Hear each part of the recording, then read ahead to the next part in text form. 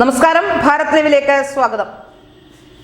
മാധ്യമപ്രവർത്തനം എന്ന് പറഞ്ഞാൽ ഒരു ഭാഗം മാത്രം കേൾക്കലല്ല. കഴിഞ്ഞ 7 മാസമായി നമ്മൾ കേട്ടുകൊണ്ടിരിക്കുന്നത് രാഹുൽ മാങ്കൂട്ടവുമായി ബന്ധപ്പെട്ട വിഷയങ്ങൾ മാത്രമാണ്. അതിൽ രാഹുൽ മാങ്കൂട്ടത്തിന്റെ പ്രതികരണമൊട്ട് നമ്മളാരും കേട്ടതുമില്ല.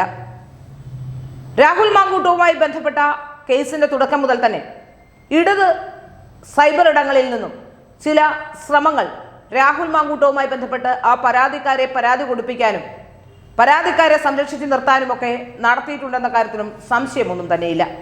ആദ്യം മുതൽ തന്നെ നമ്മൾ അത് കാണുന്നതുമാണ്.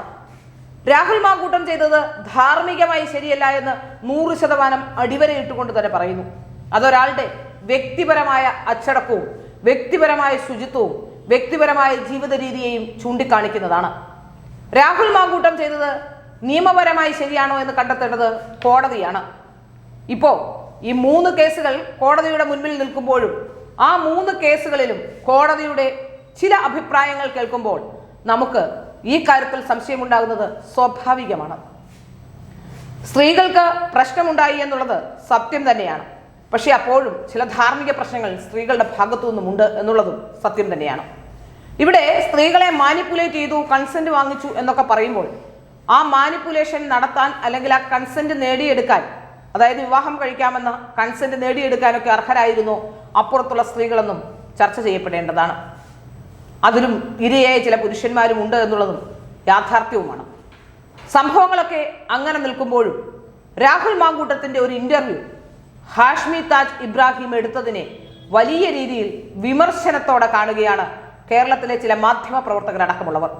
ഈ വിഷയത്തിൽ ആദ്യം മുതൽ തന്നെ ഇടപെട്ടു വന്ന ലക്ഷ്മി പത്മ എന്ന ജേർണലിസ്റ്റ് അടക്കമുള്ളവർ പല കാര്യങ്ങളും പറഞ്ഞുകൊണ്ട് രംഗത്ത് വന്നിരിക്കുന്നു. ലക്ഷ്മി പത്മ ഈ വിഷയത്തിൽ വളരെ പ്രധാനപ്പെട്ട ഒരു നിലപാടെടുക്കുന്ന ആളാണ്. പക്ഷേ ആ നിലപാട് ലക്ഷ്മി പത്മയുടെ നിലപാടാണ് എന്ന് മാത്രം. നിലപാടെന്ന് പറയുമ്പോൾ ലക്ഷ്മി പത്മ ഈ പെൺകുട്ടിയെ ചേർത്ത് പിടിക്കുന്നു. അതുപോലെ തന്നെ ഞാൻ മാത്രമേ കണ്ടുള്ളൂ എന്ന് പറയുന്നു. അതിനുശേഷം ലക്ഷ്മി പത്മ ഇപ്പോൾ രാഹുൽ മാങ്കൂട്ടത്തിനെതിരെയുള്ള ചില കോടതിയിൽ നിലനിൽക്കുന്ന കേസുമായി ബന്ധപ്പെട്ടുള്ള ചില രേഖകൾ പുറത്തുവിടുന്നു. ആ പെൺകുട്ടിയുടെ ചിത്രമടക്കം പുറത്തുവിട്ട ലക്ഷ്മി പത്മയ്ക്കെതിരെ ഇതുവരെ ആരും ഒരു പരാതി ഉന്നയിച്ചിട്ടുമില്ല. ഒരു പരാതിയും ആരും പറഞ്ഞിട്ടുമില്ല. ഒരു പരാതിയും ഇതുവരെ കേരളത്തിലെ പോലീസ് എടുത്തിട്ടുമില്ല.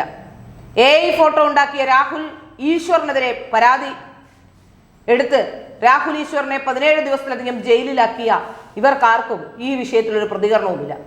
രാഹുൽ ഈശ്വർ ബാക്കി ഏത് വിഷയത്തിൽ എങ്ങനെയായാലും ഈ വിഷയത്തിൽ രാഹുൽ ഈശ്വർ പറഞ്ഞ 2 കാര്യം ഞാൻ പ്രധാനമായി ശ്രദ്ധിച്ചത്, ഒന്ന്, ഇവർ വിവാഹിതയാണെന്ന സത്യം പുറത്തു പറഞ്ഞു എന്നുള്ളതും, മറ്റൊന്ന്, ഒരു AI ചിത്രം, അതും ഈ സ്ത്രീയുടേതല്ല AI ചിത്രം, മറ്റാരുടേത് ആയ ഒരു AI ചിത്രം, ഒരു സാധാരണ പുരുഷന്റെയും സ്ത്രീയുടേതുമായ ഒരു AI ചിത്രം പുറത്തുവിട്ടു എന്നുള്ളത് മാത്രമാണ്. യഥാർത്ഥ ചിത്രം ഇന്നും പലരും, ലക്ഷ്മി പത്മ പങ്കുവച്ച യഥാർത്ഥ ചിത്രം പലരും ഉപയോഗിക്കുന്നുണ്ടെന്ന കാര്യത്തിലും ഒരു സംശയവുമില്ല. ഈ കേസുമായി ബന്ധപ്പെട്ട് ഈ വിഷയത്തിലെ പെൺകുട്ടിയുടെ ഐഡന്റിറ്റി വെളിവാക്കുന്നത്, അല്ലെങ്കിൽ ഈ പെൺകുട്ടി ഏത് മാധ്യമ സ്ഥാപനത്തിലെ ജോലിക്കാരിയായിരുന്നു എന്ന് വെളിവാക്കുന്നത് രാഹുലിന്റെ ജാമ്യ ഹർജിയുമായി ബന്ധപ്പെട്ട വിഷയങ്ങൾ പുറത്തുവിട്ട പല ഇടതുപക്ഷ മാധ്യമ പ്രവർത്തകരുമാണെന്ന് നിസ്സംശയം പറയാൻ കഴിയും. ഇവിടെ നമുക്ക് മനസ്സിലാക്കാൻ സാധിക്കുന്നത് അവർ തന്നെയാണ് ഇതിന്റെ പിന്നിലുള്ളതെന്നുകൊണ്ട് അവർക്കെതിരെ കേസെടുക്കില്ല. നമുക്ക് സ്വാഭാവികമായി അറിയേണ്ട ചില കാര്യങ്ങളുണ്ട്. മാധ്യമപ്രവർത്തനം നടത്തുമ്പോൾ കോടതിയിൽ നിലനിൽക്കുന്ന ചില കാര്യങ്ങളിൽ നമുക്ക് ചോദിക്കാനോ അല്ലെങ്കിൽ ചോദിച്ചാൽ തന്നെ ഉത്തരം പറയാനോ കഴിയില്ല. ഹാഷ്മി താജ് ഇബ്രാഹിം ചോദിച്ച ചില ചോദ്യങ്ങൾക്ക് രാഹുൽ മാങ്കൂട്ടം ഉത്തരം പറഞ്ഞില്ല എന്നത് ശരി തന്നെയാണ്.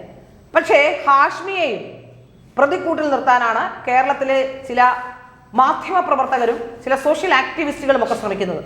എഴുത്തുകാരി എന്ന് പറഞ്ഞുകൊണ്ട് രംഗത്ത് വന്ന ആ ഷഹനാസ് എന്ന് പറയുന്ന സ്ത്രീയെ പറ്റിയുള്ള വിവരങ്ങൾ ഓരോ ദിവസവും പുറത്തു വരികയാണ്.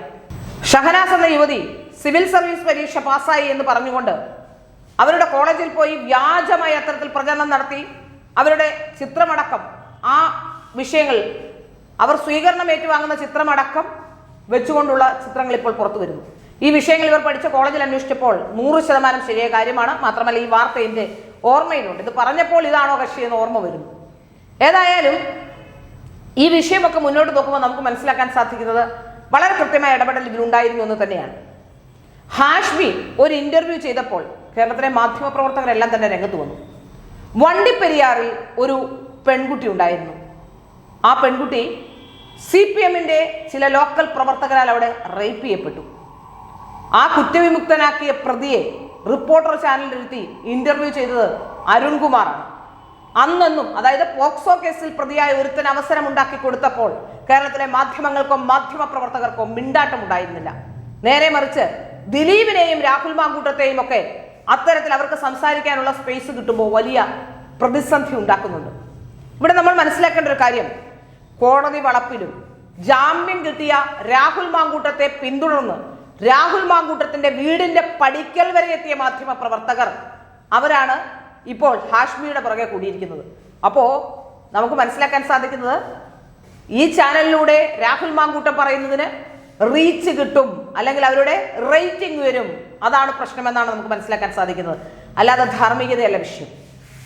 ഈ രാഹുൽ മാങ്കൂട്ടത്തെ അറസ്റ്റ് ചെയ്ത അന്നു മുതലും രാഹുൽ മാങ്കൂട്ടവുമായി ബന്ധപ്പെട്ട വിവാദമുണ്ടാക്കിയ അന്നു മുതൽ മാധ്യമപ്രവർത്തകരെല്ലാം തന്നെ രാഹുൽ മാങ്കൂട്ടം എന്ത് സംസാരിക്കുന്നു എന്നറിയാൻ മൈക്കുമായി പോയിരുന്നു. ആ മൈക്കുമായി പോയി രാഹുൽ മാങ്കൂട്ടത്തിന്റെ വായിക്ക് കീഴെ കൊണ്ട മൈക്ക് വെച്ച മാധ്യമപ്രവർത്തകരാണ് ഇന്ന് ഹാഷ്മിക്ക് മാത്രം ഇന്റർവ്യൂ കിട്ടുമ്പോൾ, അല്ലെങ്കിൽ 24-ന് മാത്രം ഇന്റർവ്യൂ ലഭ്യമാകുമ്പോൾ ഇപ്പോൾ കിടന്ന് അലറി വിളിക്കുന്നതും ധാർമ്മികത പറയുന്നതും.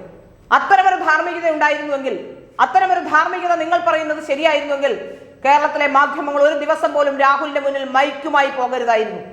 ആ മൈക്കുമായി പോയവരാണ് രാഹുലിനെ വെളുപ്പിച്ചു, പണം വാങ്ങിച്ചു എന്ന് പറഞ്ഞ് ശ്രീകണ്ഠൻ നായരെയും ഹാഷ്മിയും ഒക്കെ ആക്രമിക്കാൻ തുനിയുന്നത്.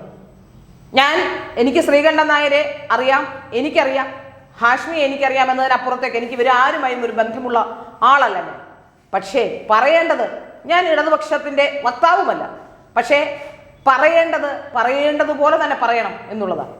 അതുകൊണ്ട് ധാർമ്മികതയെക്കുറിച്ച് സംസാരിക്കാൻ കേരളത്തിൽ എത്ര മാധ്യമ പ്രവർത്തകർക്ക് അതിനുള്ള അർഹതയുണ്ട് എന്ന ചോദ്യം ബാക്കിയാവുകയാണ്. സത്യത്തിൽ ഞാൻ ചോദിക്കുന്നു, നിങ്ങളുടെ ധാർമ്മികത, മാധ്യമ ധാർമ്മികതയുള്ള എത്ര മാധ്യമ പ്രവർത്തകർ കേരളത്തിലുണ്ട്? നിങ്ങൾ പണം കാണുമ്പോൾ, സായിപ്പിനെ കാണുമ്പോൾ കവാത്ത് മറക്കുന്നു എന്ന് പറയുന്നത് പോലെ പണം കാണുമ്പോൾ കവാത്ത് മറക്കുന്നവരാണ് പലരും. ഇപ്പോൾ അതിനുമപ്പുറത്തേക്ക് സോഷ്യൽ മീഡിയ റീച്ച് ഉണ്ടാക്കാൻ വേണ്ടി പല വിഷയങ്ങളിലും ഇടപെടുന്നവരാണ്. ജോലിയേക്കാൾ ഉപരി സ്വന്തം പ്രവൃത്തികൾ കൃത്യമായി ചെയ്യുന്നതിനേക്കാൾ, കൃത്യമായ ജേർണലിസം ഫോളോ ചെയ്യുന്നതിനേക്കാൾ എങ്ങനെയെങ്കിലും ലൊട്ടിലൊടുക്ക് പേരുണ്ടാക്കി, ഏതെങ്കിലും തരത്തിൽ പേരുണ്ടാക്കി അത് എൻക്യാഷ് ചെയ്യണമെന്ന് ആഗ്രഹിക്കുന്നവരാണ്. 100% ശരിയാണ്. നമ്മളൊന്നും കൂടുതൽ ആരും അറിയാത്ത, സാധാരണഗതിയിൽ ഏതെങ്കിലും ചാനലിന്റെ അകത്തളങ്ങളിലിരുന്ന് വാർത്ത മാത്രം വായിച്ചുകൊണ്ടിരുന്ന മാധ്യമ പ്രവർത്തകരാണ് ഇപ്പോൾ വലിയ താരപരിവേഷവുമായി ഇത്തരം വിഷയങ്ങളിൽ വന്ന് അഭിപ്രായം പറഞ്ഞ് നിറഞ്ഞു നിൽക്കുന്നതെന്ന് കേരളത്തിലെ ജനങ്ങൾ മനസ്സിലാക്കി കഴിഞ്ഞു. ഇനി മറ്റൊരു പ്രധാനപ്പെട്ട കാര്യം, ഈ മാധ്യമ പ്രവർത്തകരെന്ന് നിങ്ങൾ വിവേക്ഷിക്കുന്നത് ആരെയാണ്? മാധ്യമ പ്രവർത്തനം എന്ന് പറയുമ്പോൾ പലപ്പോഴും നിങ്ങൾ കരുതുന്നത് ഡെസ്കിലിരുന്ന് നിങ്ങളുടെ മുന്നിലേക്ക് സ്ക്രീനിലൂടെ വരുന്ന മാധ്യമ പ്രവർത്തകരെയാണ്. യഥാർത്ഥത്തിൽ ഒരു മാധ്യമ സ്ഥാപനത്തിന്റെ നട്ടെല്ല് റിപ്പോർട്ടർമാരാണ്. നിങ്ങൾ ശ്രദ്ധിച്ചു നോക്കൂ, ഏതെങ്കിലും ഒരു റിപ്പോർട്ടർ ഇത്തരം വിഷയങ്ങൾ അഭിപ്രായം പറയുമ്പോൾ കൃത്യമായി ഒരു നിരീക്ഷണമില്ലാതെ, കൃത്യമായി ഒരു വിഷയത്തിൽ, ആ വിഷയവുമായി ബന്ധപ്പെട്ട വിഷയത്തിൽ, ഇപ്പോൾ കോടതിയുടെ വിഷയമായിക്കോട്ടെ, ആ വിഷയത്തിൽ കൃത്യമായ നിലപാടുകളുമായി വരൂ. മറ്റുള്ളവർക്കൊന്നും അറിയില്ലെന്നേ. ഈ മാധ്യമപ്രവർത്തകർ കൊണ്ടുവരുന്ന, അതായത് ഫീൽഡിലുള്ള മാധ്യമപ്രവർത്തകർ പഠിച്ചും ഓരോ വിഷയവും വ്യക്തമായി വിശകലനം ചെയ്തും കൊണ്ടുവരുന്ന വാർത്തകൾ നോക്കി വായിക്കുന്ന ആങ്കർമാരെയാണ് നിങ്ങൾ പലപ്പോഴും മാധ്യമ പ്രവർത്തകർ എന്ന പേരിൽ അറിയപ്പെടുന്നതും ആഘോഷിക്കുന്നതും. യഥാർത്ഥത്തിൽ ഒരു മാധ്യമ സ്ഥാപനത്തിന്റെ നട്ടല് അവിടുത്തെ റിപ്പോർട്ടർമാരാണ്. അതുകൊണ്ട് തന്നെ ആ റിപ്പോർട്ടർമാർ ഇത്തരത്തിലുള്ള അബദ്ധങ്ങൾ പറയില്ല. കോടതിയിലിരിക്കുന്ന വിഷയത്തിൽ കോടതിയിലുള്ള രേഖകൾ എടുത്ത് പുറത്തിടില്ല, ഇരയുടെ ഫോട്ടോ പ്രസിദ്ധപ്പെടുത്തില്ല, ഇരയുടെ ഐഡന്റിറ്റി വെളിപ്പെടുത്തില്ല, ഇത്തരം വിഷയങ്ങളിൽ ഇടപെടില്ല. പറയാനുള്ളത് നിയമപരമായ കാര്യങ്ങൾ മാത്രമാണ്. അഭിഭാഷകരോട് ചേർന്ന് നിന്നുകൊണ്ട് നിയമപരമായ വിഷയങ്ങൾ മാത്രമേ അവർ സംസാരിക്കുകയുള്ളൂ. അപ്പൊ അതുകൊണ്ട് നമ്മൾ മനസ്സിലാക്കേണ്ടത് ഈ വിവരക്കേടും ഇതിലൊരു പ്രധാനപ്പെട്ട കാരണമാണ് എന്നാണ്. അല്ലെങ്കിൽ കോടതിയുടെ മുമ്പിലുള്ള രേഖകളാണ് ഞാൻ പുറത്തുവിടുന്നതെന്ന് പറഞ്ഞുകൊണ്ട് ഒരിക്കലും പുറത്തുവിടില്ല. പ്രത്യേകിച്ച് സ്ത്രീ വിഷയവുമായി ബന്ധപ്പെട്ട വിഷയങ്ങളുടെ രേഖകൾ ഒരിക്കലും പബ്ലിഷ് ചെയ്യാനേ പാടുള്ളതല്ല. സ്ത്രീകളുമായി ബന്ധപ്പെട്ട വിഷയങ്ങളോ സ്ത്രീകളുമായി ബന്ധപ്പെട്ട വിഷയങ്ങളുള്ള രേഖകളോ പബ്ലിഷ് ചെയ്യാനേ പാടുള്ളതല്ല. ഇനി ഞാനൊരു പ്രധാനപ്പെട്ട കാര്യം പറയാം. കേരളത്തിലെ ഒരു കൃഷ്ണചിത്രം വരയ്ക്കുന്നുവെന്ന് അവകാശപ്പെട്ടുകൊണ്ട് നടക്കുന്ന ഒരു സ്ത്രീ, ആ സ്ത്രീയുമായി ബന്ധപ്പെട്ട് 20ഓളം കേസുകളുണ്ട്. ആ സ്ത്രീ പലപ്പോഴും, ആ കേസിന്റെ രേഖകളെല്ലാം എൻ്റെ കയ്യിലുണ്ട്. ആ സ്ത്രീ പലപ്പോഴും പറയുന്നത് എൻ്റെ കയ്യിൽ രേഖകളുണ്ടെന്ന് ഞാൻ വെറുതെ പറയുകയാണ് എന്നാണ്. പലവട്ടം ആ സ്ത്രീ പല രീതിയിലും എന്നെ പ്രകോപിപ്പിക്കാനുള്ള ശ്രമം നടത്തി നോക്കി. ചാനലുകളെല്ലാം സോഷ്യൽ മീഡിയ ചാനലുകൾ കേട്ടോ എല്ലാം കയറി ഇറങ്ങി നടന്ന് എന്നെക്കുറിച്ച് എൻ്റെ കയ്യിൽ രേഖയുണ്ടെന്ന് ഞാൻ പറയുകയാണ്, വെറുതെ അല്ല അവർ പബ്ലിഷ് ചെയ്യട്ടെ എന്ന് പറഞ്ഞു. പക്ഷേ ഞാൻ പബ്ലിഷ് ചെയ്യാൻ തയ്യാറല്ല, ഇന്നുമല്ല ഒരിക്കലുമല്ല. രേഖകൾ എൻ്റെ കയ്യിലുണ്ട്. ഞാൻ പറയുന്ന ഉത്തരവാദിത്വ ബോധത്തോടെയാണ്. എന്തുകൊണ്ടാണെന്നറിയുമോ? 14 വയസ്സ് മുതൽ ആ സ്ത്രീ കൊടുത്ത പരാതിയാണ്. ആ പരാതിയിൽ എന്തെങ്കിലും ഒരു കാര്യം പബ്ലിഷ് ചെയ്താൽ തീർച്ചയായും നിയമപരമായി ചെയ്യുന്നത് തെറ്റാണ്. അതുകൊണ്ടാണ് ഞാനത് പബ്ലിഷ് ചെയ്യുകയോ മറ്റൊരാൾക്ക് കൈമാറുകയോ ചെയ്യാത്തത്. ആർക്കെങ്കിലും അത് വെരിഫൈ ചെയ്യണമെങ്കിൽ ഞാൻ കാണിച്ചു കൊടുക്കാം, അല്ലെങ്കിൽ ഏത് കേസാണെന്ന് എൻ്റെ പറഞ്ഞു കൊടുക്കാം, അവർ പോയി കണ്ടുപിടിക്കട്ടെ എന്നുള്ളതാണ് എൻ്റെ നിലപാട്. അതുകൊണ്ട് തന്നെ സ്ത്രീ വിഷയവുമായി ബന്ധപ്പെട്ട ഏതെങ്കിലും രേഖകൾ പുറത്തുവിടുന്നത് കുറ്റകരമാണെന്നിരിക്കെ കേരളത്തിലെ മാധ്യമ പ്രവർത്തകർ എന്ന് അവകാശപ്പെടുന്ന ചിലരെങ്കിലും ചെയ്യുന്നത് അതീവ കുറ്റകരമായ കാര്യമാണെന്ന് പറയാതിരിക്കാൻ കഴിയില്ല. മാധ്യമ പ്രവർത്തകർ ചെയ്തത് അവരുമായി ബന്ധമുള്ളവരായതുകൊണ്ട്, അല്ലെങ്കിൽ ഇരയുമായി ബന്ധമുള്ളവരായതുകൊണ്ടും ഇരയ്ക്ക് പരാതിയില്ലാതെ ഇരയെ കൂട്ടിപ്പിടിക്കുന്നു എന്ന തോന്നലുണ്ടാക്കുന്നത് കൊണ്ടുമാണ് അതൊന്നും ഇപ്പോൾ കേസാകാതെ പോകുന്നത്. ഒരുപക്ഷെ ആരെങ്കിലും ഇവർക്കെതിരെ പരാതിപ്പെട്ടാൽ തീർച്ചയായും കേസെടുക്കേണ്ടി വരും. ആ കാര്യത്തിൽ ഒരു സംശയവും വേണ്ട. പിന്നെ മാത്രമല്ല, ആലോചിച്ച് നോക്കൂ, ഇത്തരം കാര്യങ്ങൾ പബ്ലിഷ് ചെയ്യുമ്പോൾ ചേർത്ത് നിൽക്കുന്ന ഇരയോട് എന്ത് ആത്മാർത്ഥതയാണ് ഈ മാധ്യമ പ്രവർത്തകർക്കുള്ളത്? തീർച്ചയായും ആത്മാർത്ഥതയല്ല.